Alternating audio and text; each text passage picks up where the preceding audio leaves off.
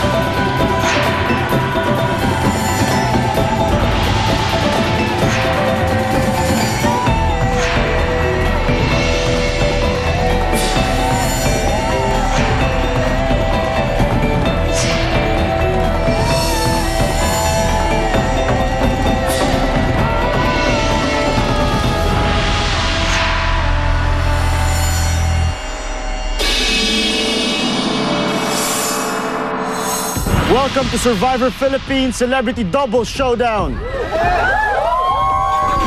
Kahapon sa Survivor Philippines. She wanted to show everyone that she could do this. Lahat going for the immunity bracelet!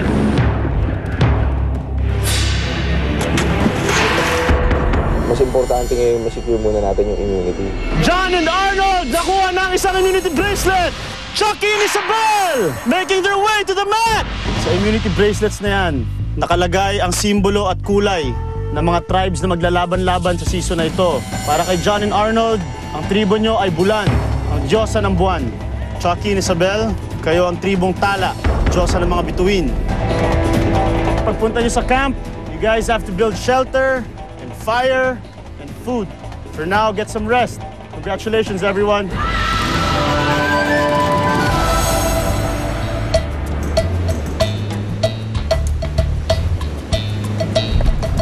Bro. Right there. Look.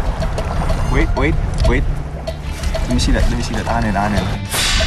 Hey, see that? That gray one? Ito, iba panay stress, ay panagugulang, tumatawa instead na magalit. Halika, tawa. Kumukha ni Arnold yung ex ko. Sino? Hindi, boyfriend naman na lang. Ay? May boyfriend kaya ako, ba't yung boyfriend? Ano boyfriend nila? Ayaw nga pala. Joke. Pwede dito lang sa isla. Nag-enjoy lang ako at alam ng maraming tao na may boyfriend ako at yung ginagawa ko, pangaharot lang ng mga kaibigan ko na lalaki. Okay mo, hug lang yun. Ang mukha mo pa naman yung ex ko. I'll make you utensils. Nagawa ka niya. Gawin na ako? Yeah. Ayan. At saka, Arnold na crack din. Crack ito. Hindi na ako magkukwit. Oh, yun naman pala eh. Promise mo diyan ka lang. Oh, ba't ka alis? She was, medyo flirtatious. But alam ko na, baka strategy yan sa game. So I just played along. Yeah, I used that to try and get to know her better. Para pwede ko maka-understand kung anong talagang goal niya dito sa Survivor. Bakit nervous ba ako? Iwan ko na lang yung number ko doon sa Manila. Okay. Ay, joke lang! Don't mess with the rugby boy. Arnold, listen to this. You don't need to give your cell phone number. Okay. You know why? Just give your Facebook name. Hindi ko alam kasi kung ano talaga yung gusto nila pero sabi naman nila Arnold tsaka ni Aifa na yun, for the fun of the group daw. Pero who knows, diba, in the future, malay mo pagbalik namin lahat, hindi natin alam.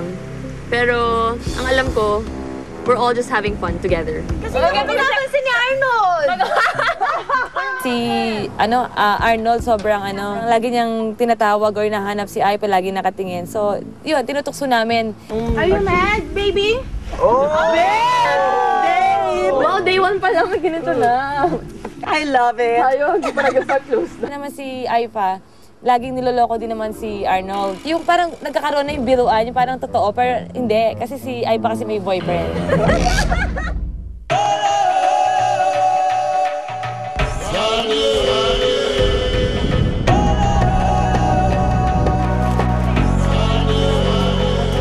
Me and Chopper went around looking for food. Bakit?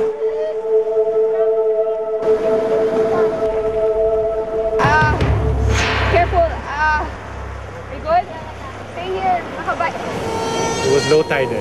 And on our island, low tide, there's a lot of corals there. So she was walking where it's slippery and then she fell. So she ended up hitting her, I think her arm and her butt.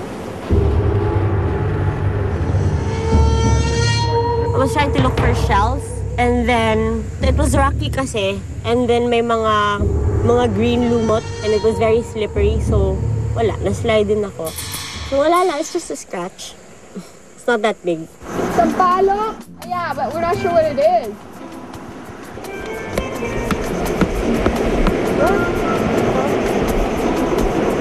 Sipin mo na lang.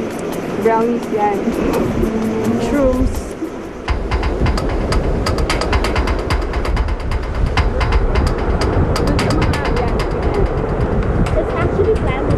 And I tried to climb the coconut tree, but I failed because it's too much and it masakit sa paa.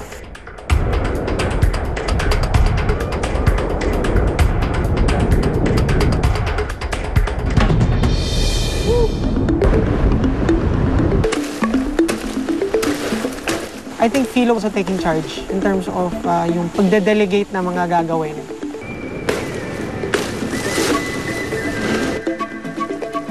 I wasn't expecting him to be like this because I was expecting him to be worse.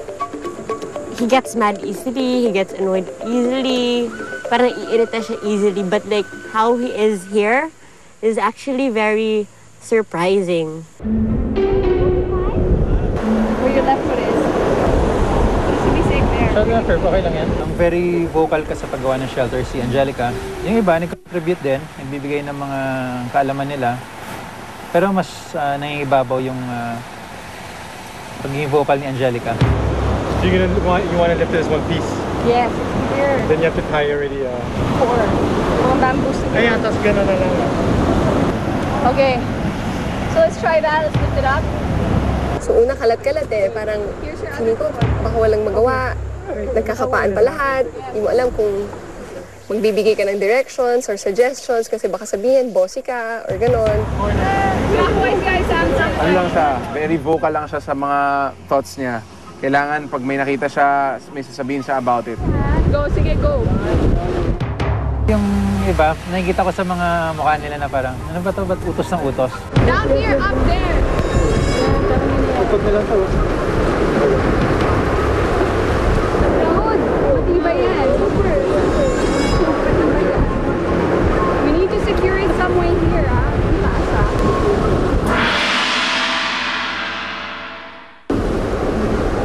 Huh?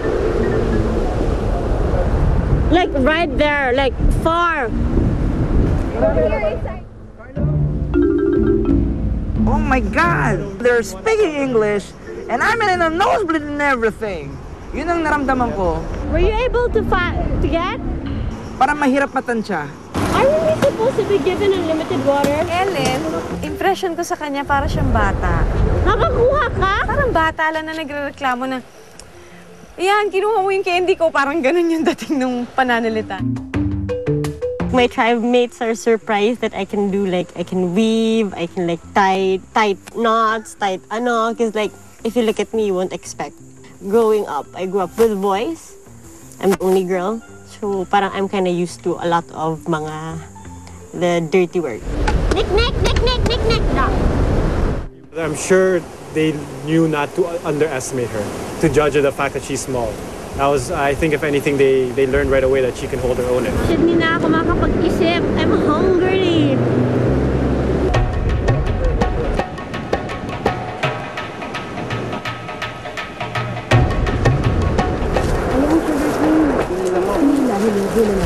Pero maano yan ah, huwag mo hawakan dito, maraming tusok-tusok. Ako yung pinakaunang nakakuha ng sugarcane. Siyempre, nasa katawan, so dapat ibagay. Ang lakas mo. Uy, may immunity. Uy, crap, pwede to. Protina to ha, protina yan. Lahat dito, protina doon. Yan. Shucks, nangangagat to. Naghanap ako kagad ng pagkain kasi kahit may shelter, I'm sure lahat kami ang hahanapin namin kung anong mangunguya namin sa oras na yon at paggabi na. Anong lasa? Sipsipin mo? Hindi, matamis. Halika na. Ika? Ugat ito ha. Ano? Kasi sinama mo kasi yung ugat, oh. Kahit na. Pagkain din yan. Aray! Ay, sorry. Yun naman pala eh. Actually, yung sugarcane nakatulong talaga. Kasi madami siya eh, so hindi siya nakaka-fill ng stomach, pero the fact na may sinisip-sip ko matamis. Ang sarap. Yes. Dali, sandali. Thank you God na binless nyo kami, meron kaming prutas, meron kaming apoy. Yeah. To cut the end pala of the shell para masipin. Yung kinain naming tubig, nilagyan namin sa sinaing yung salt water. Yung lumabas naman sobrang alat. Little do we know na yung mga shell pala na yun, ang daming buhangin sa loob. First time ako kumain ng buhangin sa buong buhay ko. Biro mo, kumakain ka.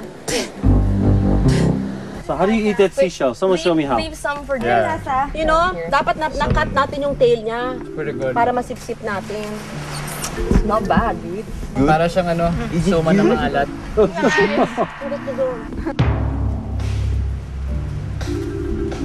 You know what? It's gourmet. This is like either really, really nice or talagang I'm really hungry. Yeah. She did make one rice that I really didn't like, and I hope to never have it ever again in my life.